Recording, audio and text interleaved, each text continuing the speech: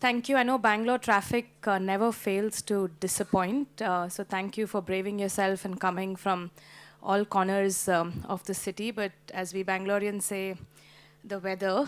So thankfully the rain gods have held back, and Monday, Tuesday, no one would have guessed that we'll have a nice sunny day today.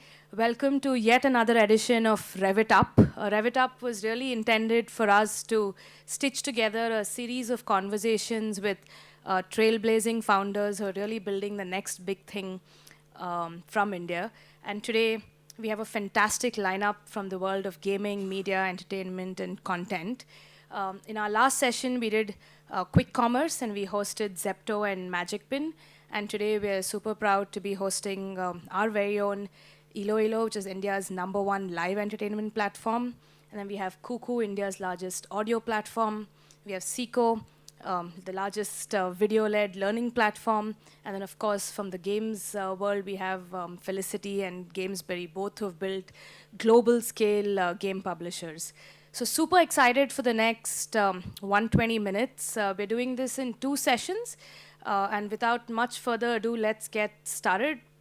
Before we start, would like to make a special mention and appreciation to Google Cloud and Karan. I can see him right here, and today's evening wouldn't have been possible without their partnership. Thank you for co-hosting with us, and I know our relationship is not just about today, but goes back many years, and thank you so much for always supporting us, cheering us, and of course our founders and portfolios, and I'm sure the best is yet to come, as I always say.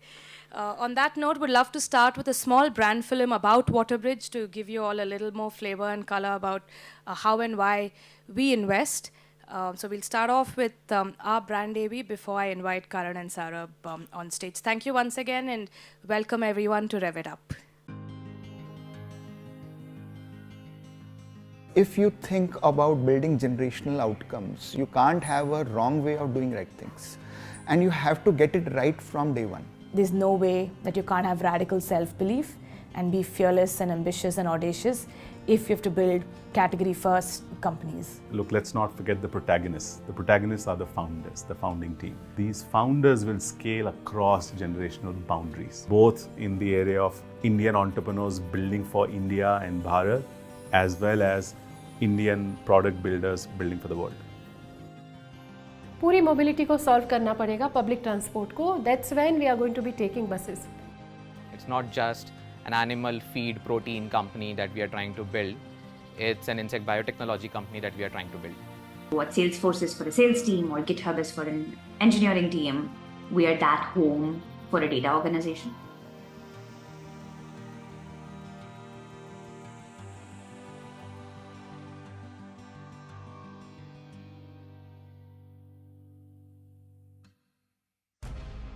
Institutional investing has a lot of nuances attached to it. How do you select the space in which you want to be? That is driven by a thesis. A lot of hard work goes into identifying what we like and what we don't like. I think that's something that has really helped us, I would say, find the right horses for courses. Therefore, we've always had the ability to take some contrarian investment bets. They're founder first, so they'll bet on the founder, not the product or the market. It takes a lot of conviction to bet on founders because in the early stage, the market can be changed, the product can be changed, everything can be changed except the founders, right?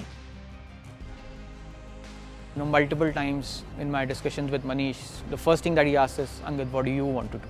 Because at the end of the day, every founding team rightfully has strong passion to solve a problem. And if you aren't listening, you're not appreciative of that passion, you're not going to be able to identify the winners in your crystal ball. I think of them as long-term partners, as people who think growth, who think late stage, but they are able to customize that wisdom into what is required through early stage, early growth, right down to growth stage of the company. So our strategy really is to come in early, continue to follow on invest, but have and build a concentrated portfolio of 4 to 6 high conviction bets each year. That way, we believe that you can't really invest basis consensus building. It really has to be conviction led. I think we have studied very, very deeply. My CTO has stood on the bus stop for 2.5 years just to get the live tracking right. And people think, oh, live tracking तो easy है, चलो ने solve कर दी. नहीं, चलो ने 2.5 साल सड़क पे खड़े होके solve किए. It doesn't come overnight. Pivots are never easy because the entire business model changes, marketing becomes significant, logistics becomes very, very different. Question of, should City Mall directly acquire the end consumers and give it to the partners, or it should continue growing just through the community partners? And that is where, our discussion with WaterBridge, I clearly remember, was like a huge help during that process. One thing that's really helpful is that they have a consumer tech thesis, and the fact that they were willing to take bold bets. People were almost like, how would these guys grow? All the social platforms in this space are at hundreds of millions of users. These are guys who are just starting off. And now when we are number one in the country, they've still been our foremost backers. I believe that fearlessness should come from us first. So when we are fearless, we are able to spot fearless founders. Across a variety of sectors, from healthcare and global SaaS to mobility and consumer, each of our founders, I would say, are audacious in terms of just the innovativeness of the business models that they've chosen to build. And you will notice this pattern in our portfolio that we've chosen multiple category leaders. We are the pioneer company who has implemented National Common Mobility Card in this country. We're the top tech leader in the Forrester Wave in our space. A City Mall micro entrepreneur has been able to increase their household income by almost 100%. We have around 2,500 plus factories. A good number of factories have consistent capacity utilization coming from business. We're operating in India, we're operating in the chaos of India, we're operating in this high growth phase of India. India has reached a stage where there is no aspect of life which is not touched by tech. And tech disruption has to give you an unfair advantage for you to be able to build a more efficient solution using that. So far, internet has seen the penetration in top 5, top 6%. When you go on to that below 90% or 90% of the audience now, their behaviors are very, very diversified. They are not linear in nature. We just have to give them right solutions. It's not that tech use nahi kar sakte. They can use tech. It's just the value proposition should be high, should be good, and should be incentivizing. From day 0 to today, 8 years, my conviction on the opportunity has just increased. And I think over the next 10 years, we would see many bigger outcomes. And therefore we have to be very entrepreneurial. Our success is heavily correlated with our ability to think like entrepreneurs. As cliched as it sounds, ups and downs do come. Our portfolio construction allows us to take fewer bets and give the due time that companies need to go through some of these pivots and some of these journeys. This was that phase of 2020. We had almost run out of money. I remember that conversation with Manish, and of course he had many more of those happening. Take the right decisions, do the hard things, do that in one go. And having seen enough cycles, because these are all cycles. And so in those moments, I think, again, just having a level head, I think that's where I think WaterBridge has been extremely helpful in helping us make the right decisions. We take a lot of pride in the fact that for every dollar that we have invested, $25 have been put in by external VCs. I think that gives incredible comfort to founders to know that there is depth in their cap tables. And that is where it gives a lot of confidence that yes, somebody is backing the business and not just the concept or the field or the sector that they are in. And that is where the business potential just gets reflected to whoever is looking at Loopworm's investor portfolio. When we came together as a firm, we thought that a very disciplined, fundamentals first driven approach can deliver a very distinctively different outcome. Whether you are good on your ESG practices, governance practices, whether it is economic outcomes, the type of business solutions that are getting built, the type of responsible corporate citizens that come out of this. And we have stayed true to that. The big dream for me is to build a generational VC firm that outlasts the three of us as partners and that creates and touches 1 billion lives by 2030. With every fund, with every investment in each one of those funds, we're putting one more brick and one more layer to achieve our long-term goal of building the best homegrown venture capital fund out of India.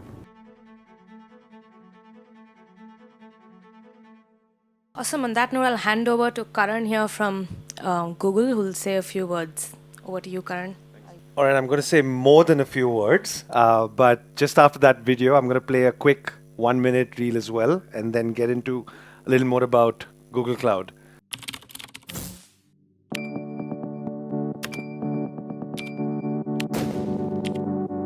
Project Astra. AI that uses your smartphone camera to see the world. This blew my mind. Project Mariner will change the way we use the internet. It's an AI assistant that can actually do tasks for you. Gemini 2.0 is very legit. Google Notebook LM lets you listen to customized AI podcasts in 76 languages. You have to go try Notebook LM. You talk about amazing. Google and us, they've been working on Willow, and they went from solving a problem in 10 septillion years to under 5 minutes. Do you understand how insane that is? VO2, some people in the community say is the best model we have seen so far. Absolutely bananas. I'm using Google AI Studio now, and it's completely lights out. At the moment, the AI world is all about the deep research. Introducing AI mode. Google just dropped AI mode in Google Search powered by Gemini. Okay, Google. Gemini 3 is here and it is insane. These models are small, they are efficient. This is truly self-improving artificial intelligence. So Google just released Gemini 2.5 Pro and it's the best coding AI I've ever used. Next, I wanted to create a 3D floating island simulation. Look at how good that is. Google just changed the game. They're doing something hands-on in absolutely insane features. That's a really big deal. Pretty incredible.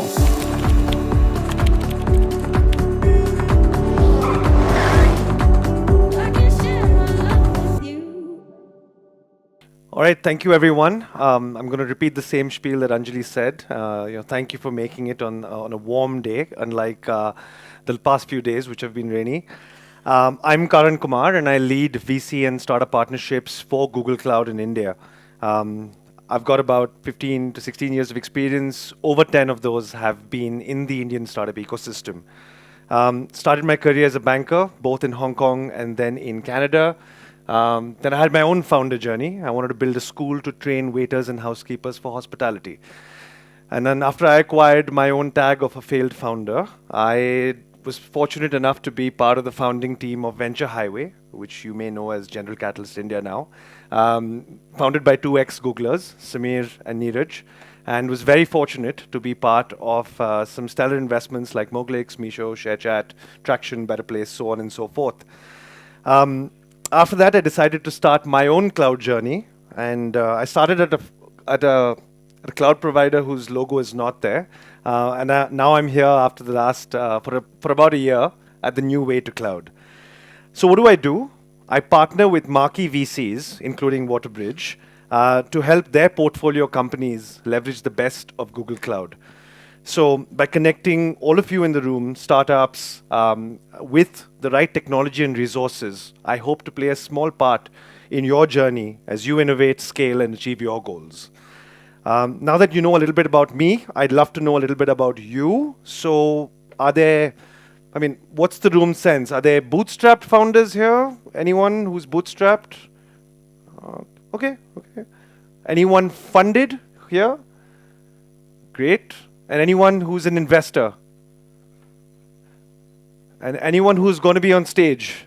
I'm looking at you, Saurabh. Yes. All right, I'm just going to talk a little bit about our commitment to India as well, which is through the India Digitization Fund. We've got a 10 billion commitment to India to accelerate India's digital journey. We've got partnerships with Airtel, with Jio, and our mission is to provide affordable digital access to all. We've made investments to remove friction at scale, for example, supporting local businesses like IRCTC, which is simplifying the process of ticket buying for millions of Indians. And in our desire to promote sustainable businesses, we've also invested in Cropin, which is helping farmers optimize resource use, reduce waste, and improve yields. How do we do this? We actually have many products and teams that are working tirelessly to help companies in India, succeed. starting with Workspace, right? I think that's something hopefully everyone in the room uses. Gmail, Sheets, Docs, Slides. Google Cloud. A lot of startups are now building on Google Cloud with our developer tools like Firebase and Flutter. Growing with Google Ads and Analytics. And of course, innovating with AI and Gen AI capabilities. We couldn't have had this talk without mentioning AI and Gen AI. So with all this, we're helping startups build new revenue streams, new services, and new partnerships. We actually do that in about 4 ways. So we have a Google for Startups accelerators that we do. We have boot camps. We have Startup School and our cloud series. Want to spend a little bit time on the 2 accelerators that I've mentioned there.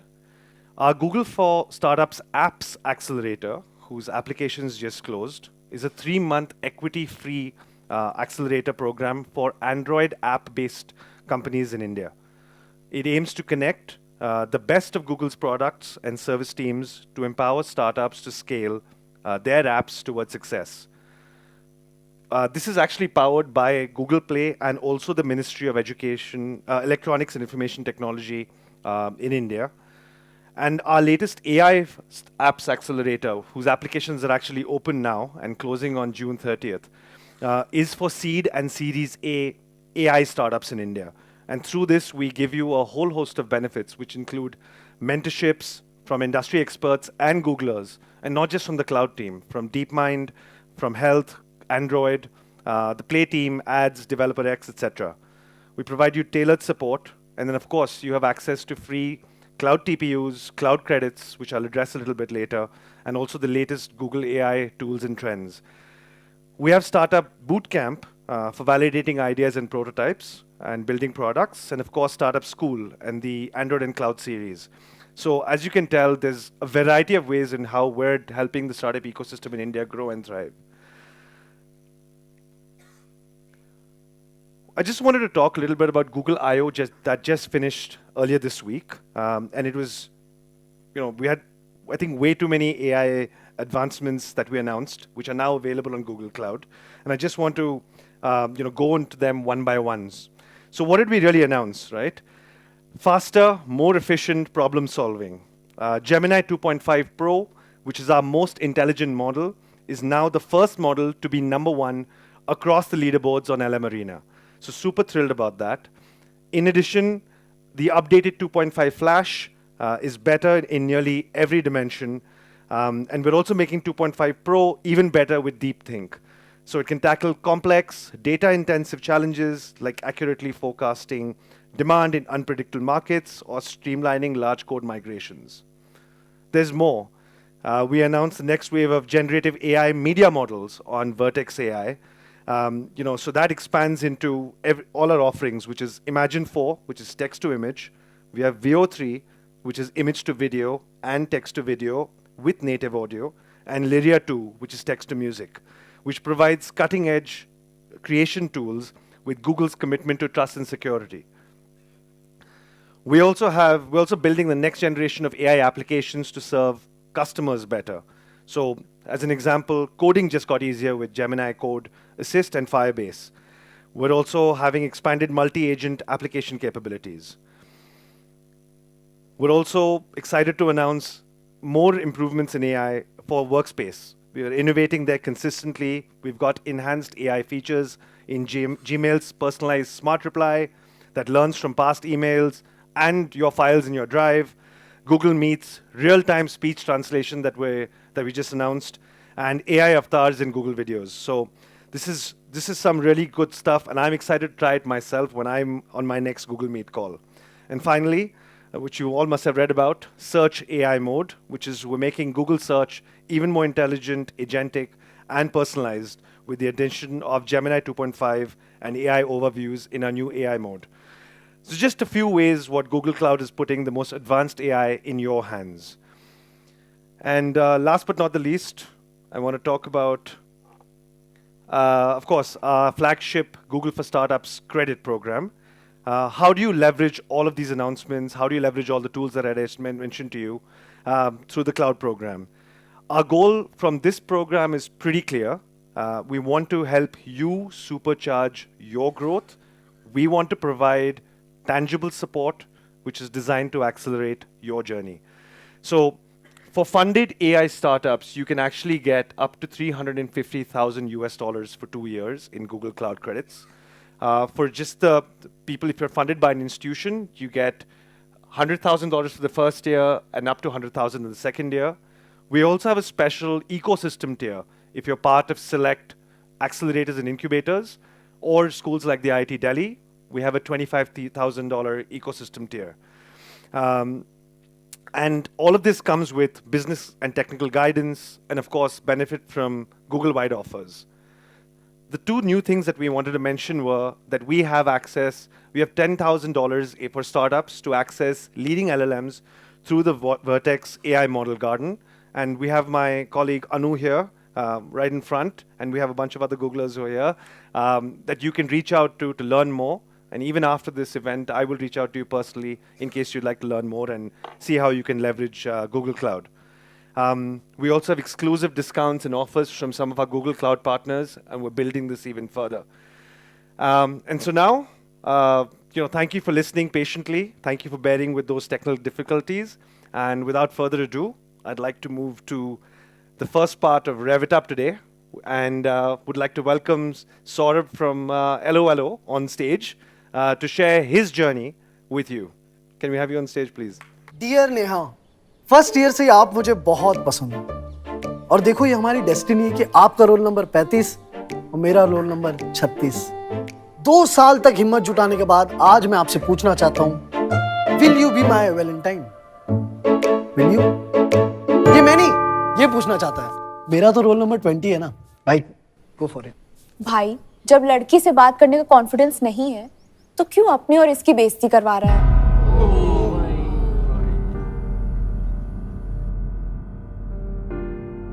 ओए आजा, खड़ा रही। क्या हो बे? नहीं क्या हो? क्या दिक्कत क्या हो गई तुम लोगों को? किस बात की हंसी आ रही है? भाई कम से कम बंदा कोशिश तो कर रहा है। हाँ माना हम लोग तुम्हारी तरह बड़े शहरों से नहीं आते हैं, एमटीवी की जगह दूरदर्शन देख के बड़े हुए हैं, बचपन से कचौड़ी खाई है हमने, तुम जैसे क्रोसॉन वाली औलादे नहीं है हम।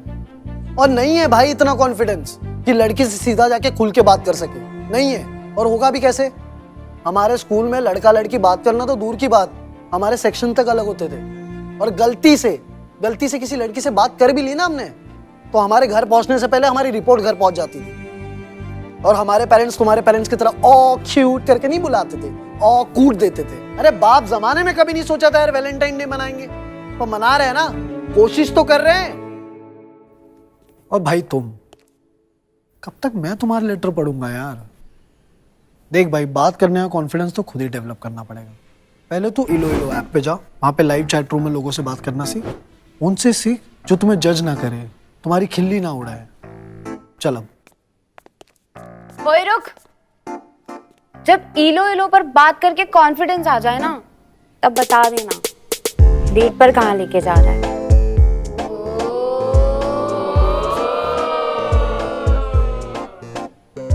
इलोएलो पर होती है नए लोगों के साथ लाइव चैट रूम्स पर बातें। कोई भी ग्रुप कॉल ज्वाइन करो और नए दोस्त बनाओ। जो इलोएलो खोलेगा खुल के बोलेगा। Thank you so much for having me here, Karan, Anjali. It's a major honor. I want to start with a confession that it's really fun to have a deck and present when you're not asking for money or you're raising. So all founders can relate in that sense. Okay, given that given that content is the theme and so many of you folks are aspiring builders, venturing out, bootstrapped, starting their own, I thought I'll break this down into 3 things. I'll talk a little bit about the creator economy and what role we are trying to play in it, what insights have we seen within that. Secondly, a little bit about Eloelo's journey, our story, our scale, etc. And leave you with some takeaways of what were our learnings that could help you while you're building your 0 to 1 or 1 to 10 journeys, wherever you might be in that entire cycle, right? So without further ado, let me start with, there have been so many reports on the creator economy, right? Like, this is the largest space in India. There are 10 million creators. There are so many creators who are doing this full time. The first disclaimer I want to start this with is that there's a good chance that anything and everything that's been spoken about or read about within the creator economy has been a bit of a perspective or an over-exaggeration, given our lens in which how we've seen it. And I just want to be very candid and share that there's a very different picture while you're building this. And as a founder within that space, what were some of the things that I was able to discover firsthand, which could be useful as you start thinking about content or creator monetization. The first thing that we realized, and we started the first version of what is the current Eloelo in somewhere around March 2021. And I'll show you the initial version of how the app used to look, etc. That's always a very fond memory to look at. But the first thing we realized is that there's a massive Pareto. And we watch a Tanmay Bhatt video, or we watch a different kind of a Mr. Beast video, and we feel that somebody has built Prime, somebody has launched this video, and hence creators are monetizing at scale. But the truth is very different on ground, right? Like 95, and I may be wrong, it might be even larger, 95 to 96% creators actually do not monetize. And creator monetization is a very, very strong problem statement. So when I was leaving Flipkart, in Flipkart, there was a lot of experiments we were trying on video commerce. We were trying different things on monetization. And we realized even at that time that this is going to be a very, very hard problem to solve because of the ecosystem, because of how there was never something set up for creators to directly monetize from audiences.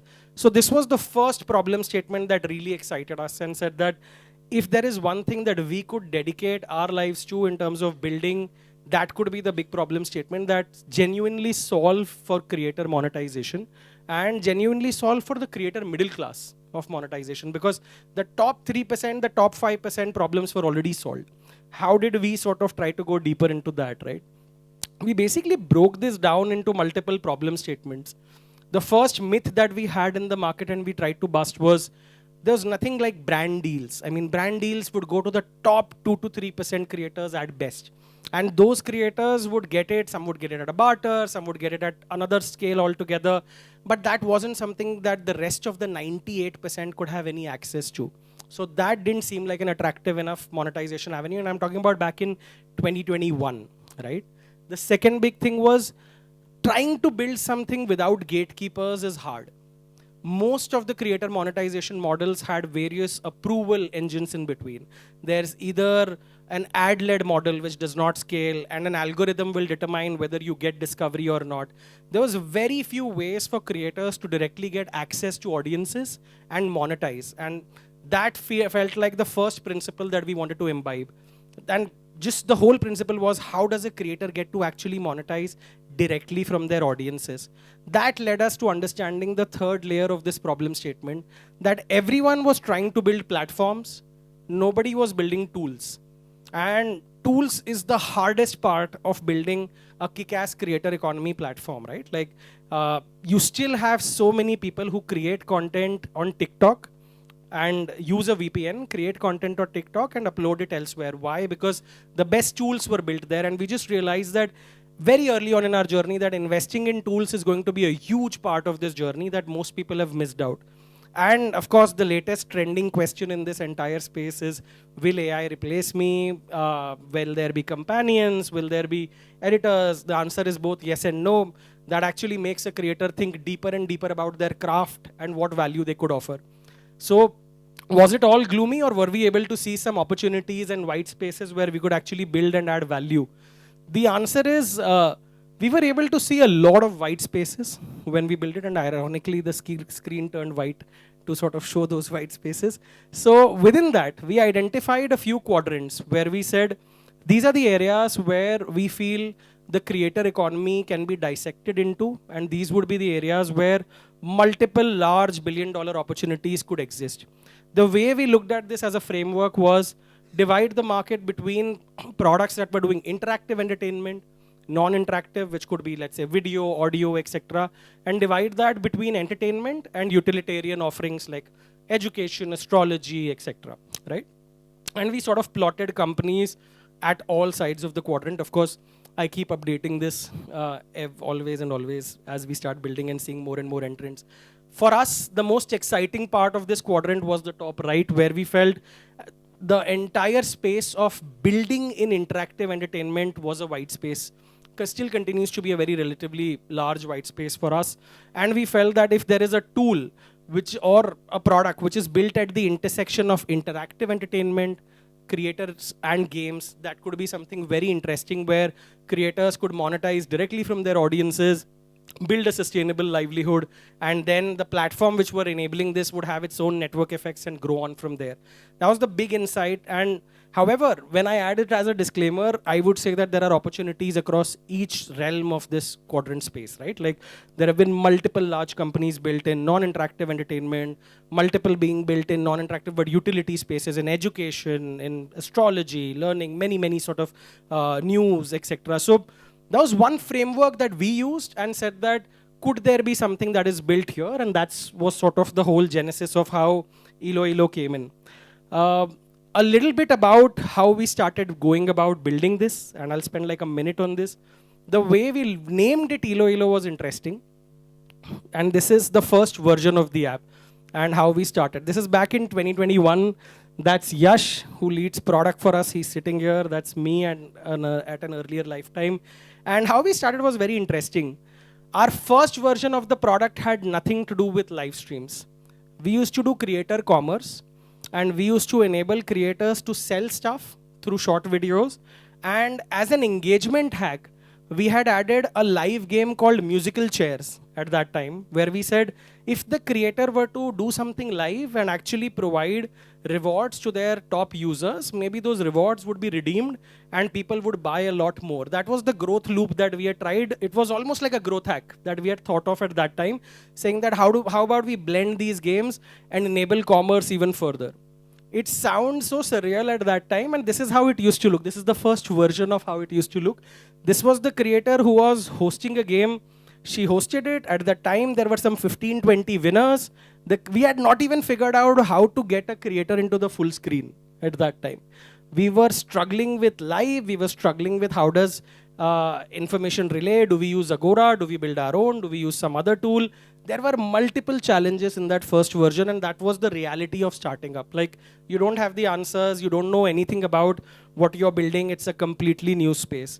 Kept figuring out, kept sort of pushing the envelope, going deeper into the rabbit hole, started building live games where this was the version of quiz games, etc. Then started building more and more live, where it was about live astrology, live singing, live chat. Very interestingly, the name Eloelo was built on the words hello, hello. And we felt, and I can see a lot of you smiling about that. So the reason was Eloelo, essentially, the way we had thought of the platform was this needs to be a place which is welcoming. It should be almost like a digital third place where outside of your home and outside of your work, if it's somebody who's in college, it could be outside of the place where they are learning and outside of the place where they are typically hanging out. There has to be a place where you can unwind, you can meet people, you can engage. And in India, in tier 2, tier 3, that place will have to be digital because the offline infrastructure has not been built in a manner where people can truly do that. And that was the reason why we named it so. We started building it in that manner. And from then to now, the product has evolved a lot. That's broadly the scale and where we are at now. So if you want to think about what we are building, think of it as a live TV where anyone is given their primetime show. You can come, you can host your own live show, you can interact, there are multiple gamified elements, right, from battles to games to interactions between creators. And the one thesis that we stayed true to was you can monetize directly from the audiences. So it was very simple for us, stay true to that thesis that creators can build without gatekeepers, directly monetize from their end users, and we end up building something that we feel proud of to show to our parents and to everyone. So that default made us invest in trust and safety, invest in moderation, invest in all checks and balances to ensure that the platform scales beyond just regular numbers. And now, I mean, the scale has become fairly large, etc., etc. But that's sort of been like the journey where we've been at. Just to give you some sense of where we are at in terms of scale now, it's been now close to about 12 months of unlocking monetization. In fact, I remember sometime in May 2024, the first WhatsApp that I had got from my product manager when we launched monetization was, Saurabh, it was 4:40 p.m. I was at an airport and he said, ₹2 ka pehla pack big gaya. And we had almost gone crazy because we felt, oh shit, somebody has purchased from this platform. And then 4:43 p.m. we got another notification, दूसरा pack भी बिक गया, इस बार ₹9 का pack बिका है. And I mean, for a company which was scaling and all of that, the first instance of monetization, the kind of, it got tears to some of our eyes, it got happiness because payment flows were earlier failing, so many things were breaking. And when that happened, we realized that, okay, the first hurdle is crossed and now we start building from there. From then to now, we've now reached close to about 2.2 million paying users. We are live in about 8 languages. A majority of our business is now non-Hindi. So that's a big sort of an insight. And the thing that I'm proud of and the way we started this presentation as well is that we are constantly building products for the middle India. A product which has been very proud of building for the Desi audiences. A lot of us will relate to them, a lot of us may not be able to relate, but building for them and for creators who are able to earn an actual livelihood. So roughly about 12,000 creators get paid from us every month based on their live streams and the revenue they earn. And they earn a sizable enough income now that most of them are doing this full time. So that was the whole thought, that if they can truly embrace this as a full-time occupation, we would have done something which is slightly needle moving for their life. And of course, for the fancy number, we are now reaching a 30 million ARR, hoping to close this year at 70, 80, give or take. So that scale of revenue, etc., in the first 12 months has been, I mean, due credit to the team. Few members of the team are sitting here. Few are working there to ensure that this number goes further ahead. What have been some of the sort of ways in which we've thought about it and how are we building this in future? The last 2 points that I would just make is that the goal for us at all points of time has been to build a lasting and enduring company. You would have seen multiple companies in content, in media, which have a very low shelf life because this space has a big challenge. You never really know the user problem statement. It's not like I'm searching for a cab. It's not like I'm trying to book something which I am in an urgent need for. So the problem statement solutions become more psychological rather than just observational and problem solving, right? So that's one part. And the second part was, what kind of a company do you want to build? And the word we always would say is that we understand boredom, we understand loneliness, we understand all of these problem statements like escapism that people go through. But the idea is to build a very large media entertainment company built from India for the world. And now we are building more extension use cases, more products. So for us, the phase one was very simple. It was about cracking PMF, hitting to a number where we know there is some amount of free to paid conversion, some amount of numbers that are happening which make us feel that this product has a why to exist within that. The second phase is what we are sort of living right now, which is trying to hit more newer use cases, adjacent cases, micro apps, etc. And then expansion and other sort of objectives. Something that I want to sort of spend time with you, and this is like my last talking point, is for all the founders and builders here. Here I don't want to talk much about Eloelo, but really want to talk about some of the learnings that you might have in your journey of building and how that can sort of be valuable the way you think about it. Some of the things that we realized while building this was, number one, whenever you build in the media entertainment, and a lot of you will relate to this, you have to think of the unstated problem statements rather than thinking of something very tangible, right? So things like escapism, things like loneliness, the answers don't lie in very obvious solutions. The answers lie in truly observing user problem statements. I'll give you an example. In India, a lot of users don't trust apps, right? So the first thing we built while we were launching this version in 2022 was we made login optional. So we created this entire flow where if you want to log in, you log in, or you could just skip, enter a live. When you trust the product is where you go for login. And that just changed our entire onboarding and activation funnel because we realized we are dealing with a low trust user who's going to give this product at best 30 seconds. And in that 30 seconds, if he doesn't get one note of value add, he's going to uninstall the product. So that was the first big thing that we sort of looked at. The second big thing as we started scaling, we realized, and that's true for any two-sided marketplace, is that you need to solve for a very sticky supply, and then the demand sort of follows. that was the big kicker for us. That anytime you're like prior to this, I was with Flipkart, and I realized that if you don't build good selection, any amount of user acquisition is not going to solve it. So I was outside chatting with some of you. A lot of you asked me questions on user acquisition, etc. The short answer is that if your supply is good, if your genuine experience has good engagement time, and you've built the right sort of product, the organic loops will follow. And that was the big one for us. Our initial entire growth loop came from creators who would go live. They would put it on their Instagram story saying, "मैं Eloelo पे आ रहा हूँ शाम को 8 बजे." And people would click that link and come in, because we had raised very little at the start, so it had to be organic, otherwise it wouldn't have scaled. The third one is something that me and Yash, we often sort of debate, and there's a big, Yash is our product head who's sort of here.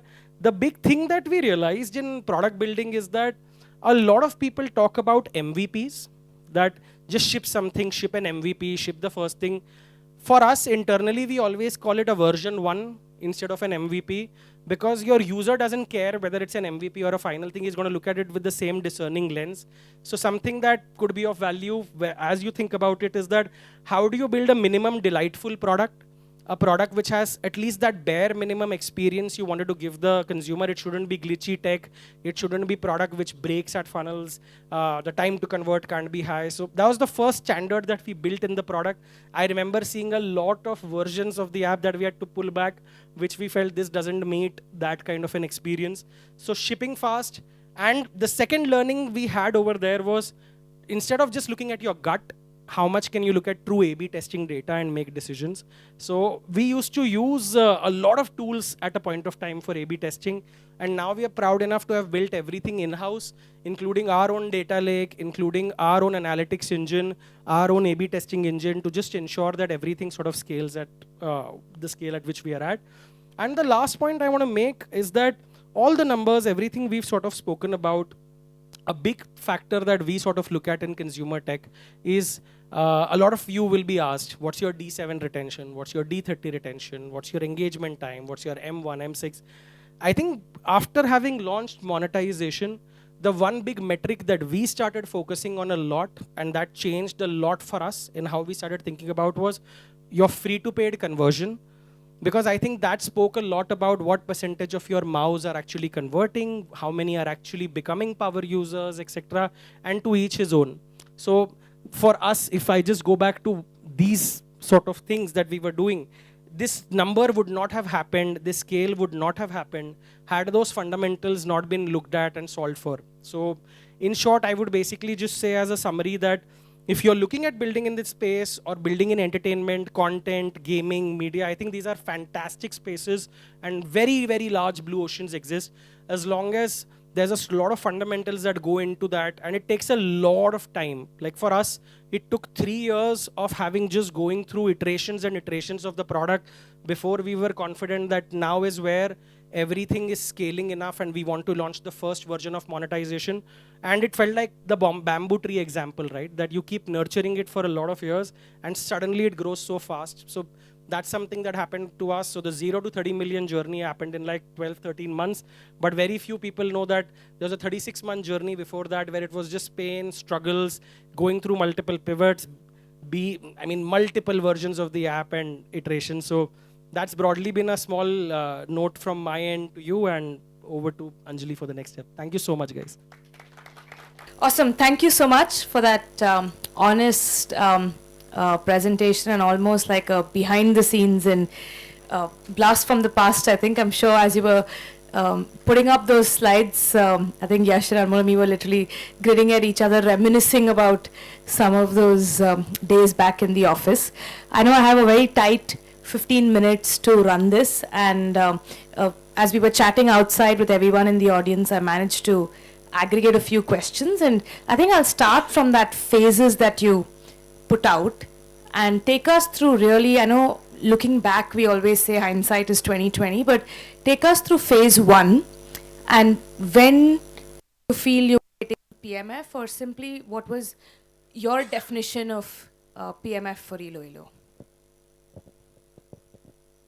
Yeah, so thank you for that. Our definition of PMF for Eloelo was very interesting.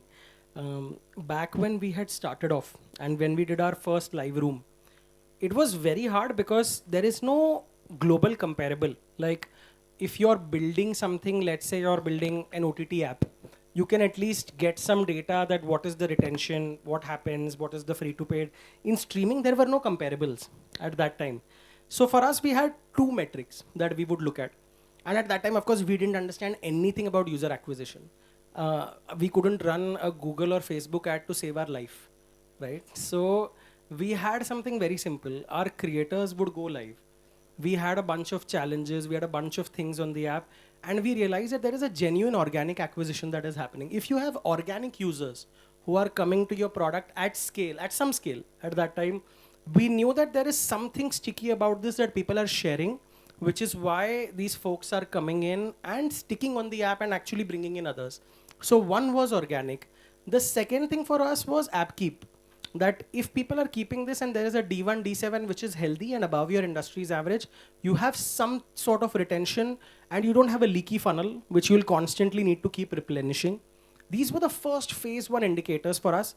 But the beauty within that phase, and I would be lying if I say that it was so hunky-dory, because I remember calling Instagram creators, YouTubers, so many not knowing about us and saying, we don't have money to give you minimum guarantees. But this is a new interesting product. This is being built. And this was COVID, by the way. The second wave had hit in 2021. So we were all at home. We are all figuring out how do we work remotely? How do we do this? And at that time, convincing these creators to go live and seeing the first set of creators was amazing. So I remember sitting in office and all of us looking at, there was a creator who was playing the guitar on a live stream. And we were just watching in awe at that time. So something like that, when it happened, we realized we've cracked something in supply where creators would spend meaningful time to this product. They would not end the live. The live that we had requested was 30 minutes. They would continue. Yeah. How do you get the first believers on the creator side? I know one of the learnings was that you resolve supply first. But given, like you said, no one trusts any new platform and you were literally starting from nowhere, how did you convince the first few creators to come on board?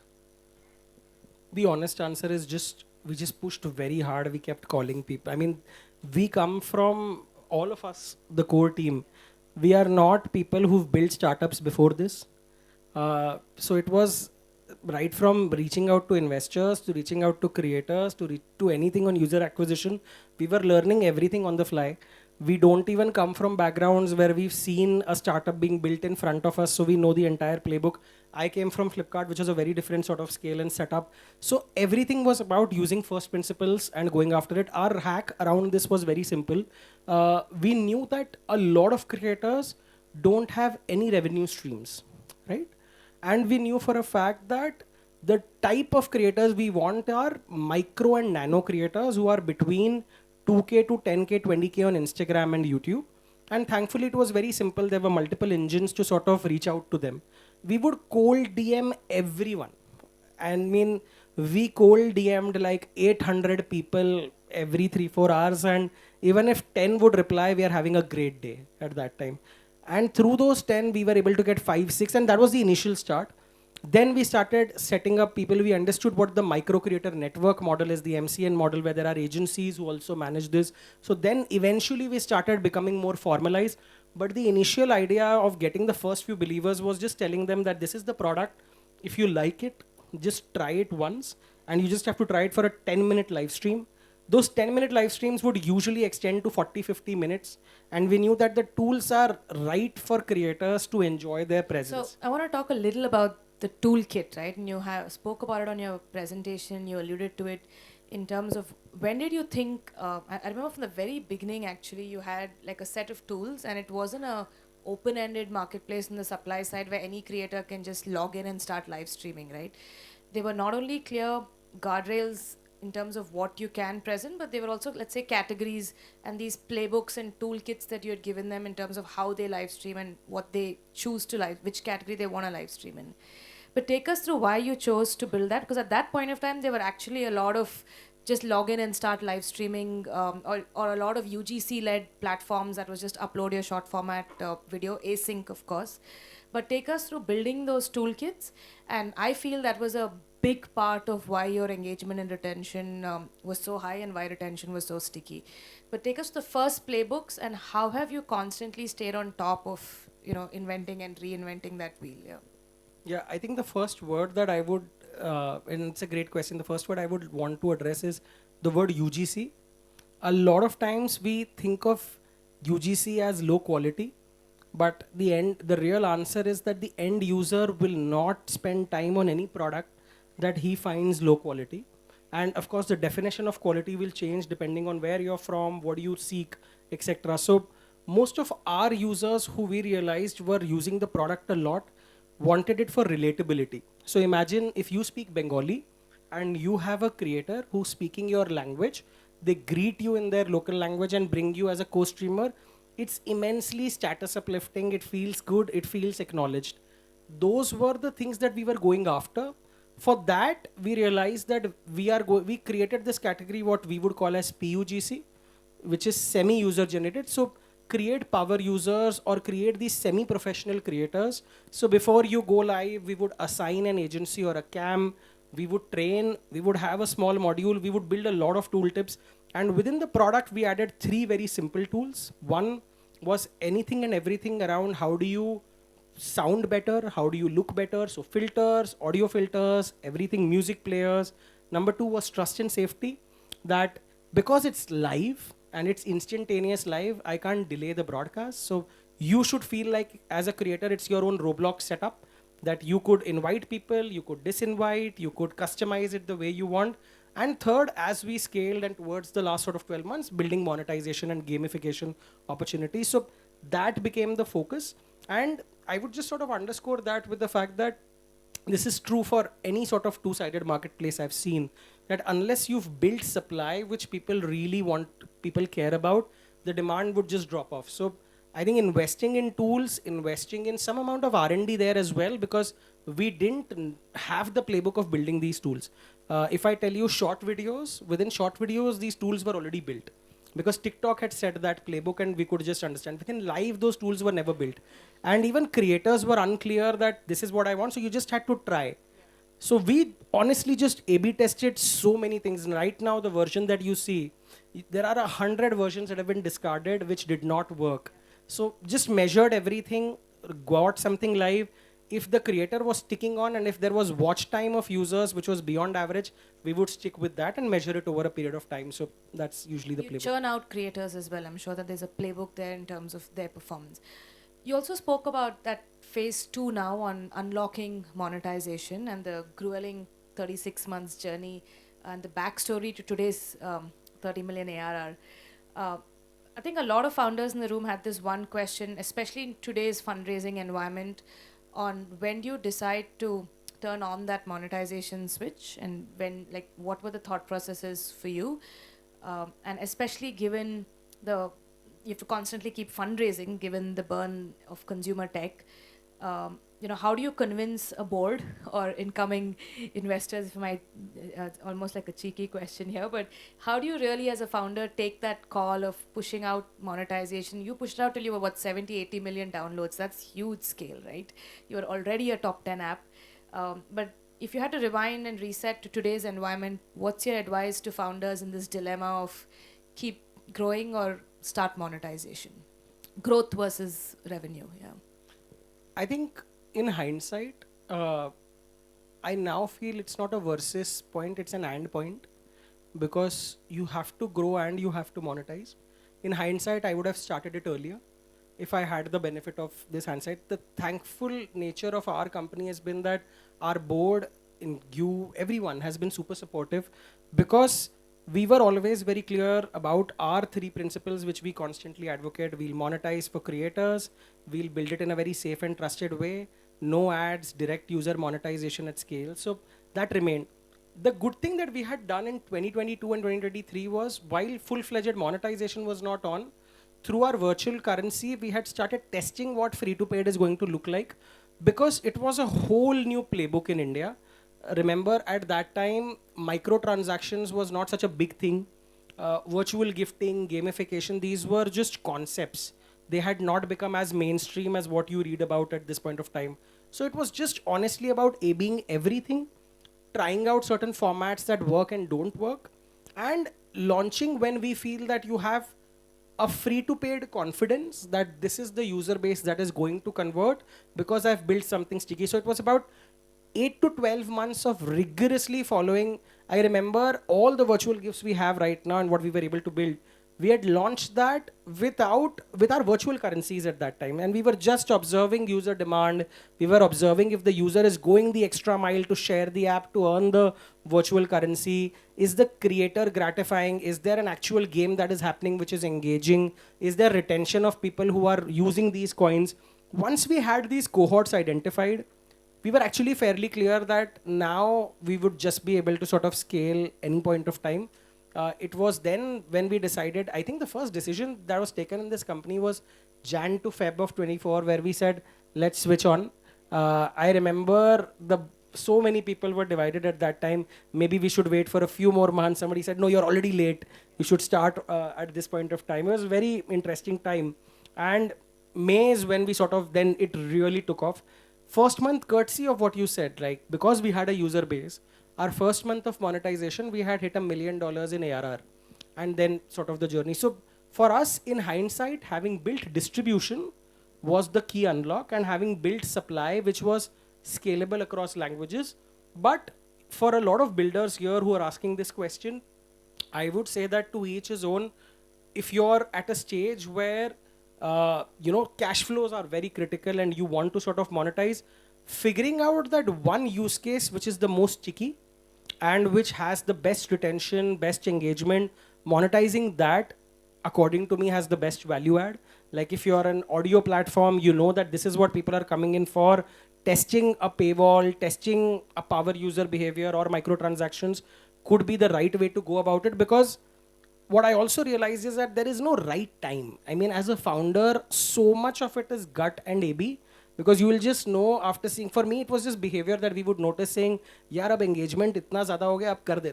It used to be conversations we would have, ki ab karte hain.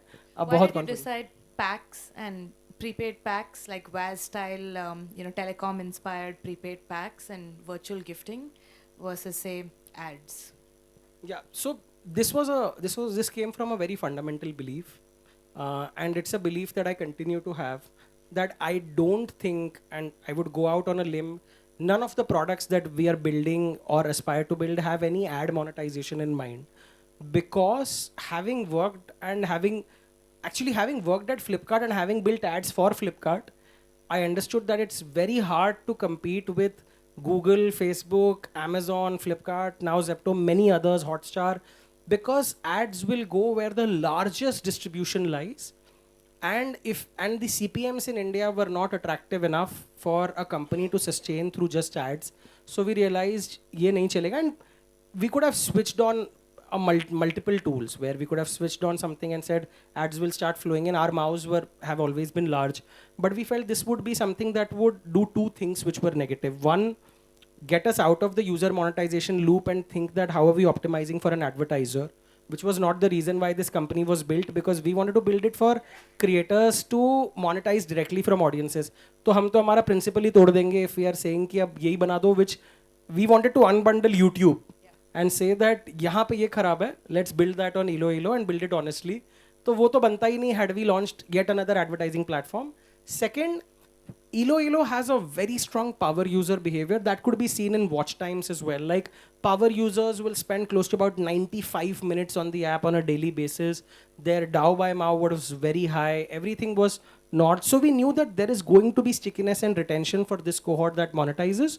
Hence, we did not go for the ad approach. And in hindsight, any new products as well that we experiment, we never think of ads around it. It's always user first. Why virtual currencies and why those packs? Because we felt that people would enjoy this product if we focus on high frequency microtransactions as opposed to like a one-time thing which is a commitment barrier for people. So, and that worked. We started with a 2 rupee pack, a 9 rupee pack, and it goes on to like 30,000-40,000 if you're a power user. So that entire journey was built. Awesome. And I see Bisu and Rohit almost staring me high. So last question, what's next for Eloelo and why is your time now? Yeah. why is our time now? I think as an investor, you should answer this question instead of us answering this question.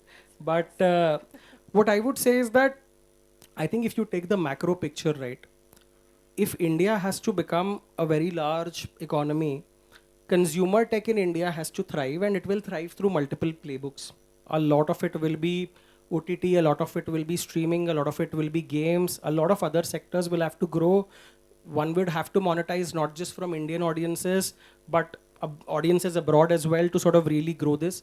Why we feel we are at a good stage is because we invested a lot of time in building capabilities. We entered an area where we feel barrier to entry is very high because it's very hard to build a streaming platform. The tech is extremely complex. Building games, monetization is it's not something that you can source and just start very quickly. So that was the first aspect why we felt very confident about doing what we are doing. Second, having built this across languages, it gave us a moat because from day one, we were obsessed about building for every local language because we felt that somebody who speaks Telugu would want to talk to another user or another creator who speaks Telugu, and the retentions there were beyond any normal curve. So having seen micro scale adoption across vernacular towns of India gave us a lot of happiness and revenue.